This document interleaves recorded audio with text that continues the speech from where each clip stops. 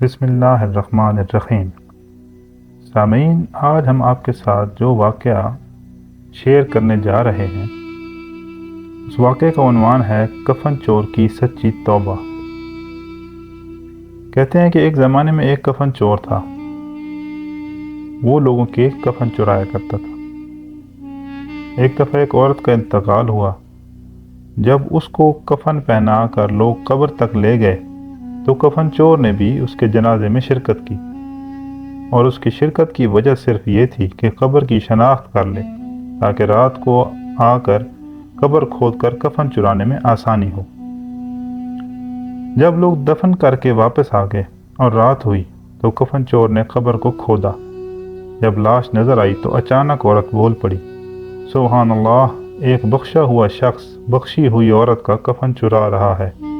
کفن چور چونک پڑا اور کہنے لگا، اے عورت، یہ تسلیم ہے، یعنی کہ یہ تو مجھے پتہ ہے کہ تیری مغفرت ہوئی ہے، لیکن میں کیسے مغفور ہو گیا؟ عورت نے کہا، اللہ تعالیٰ نے میری مغفرت فرمائی اور ان لوگوں کی بھی مغفرت فرمائی جن لوگوں نے میرے جنازے میں شرکت کی۔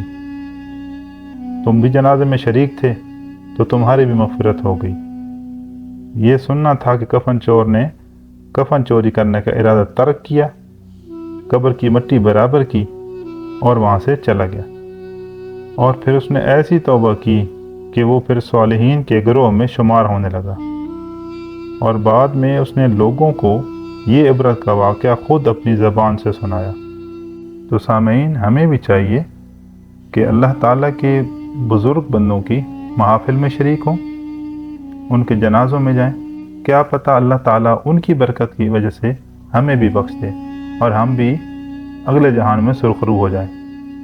تو ملیں گے دوبارہ کسی اور سبق آموز واقعے میں، تب تک کے لیے اللہ حافظ۔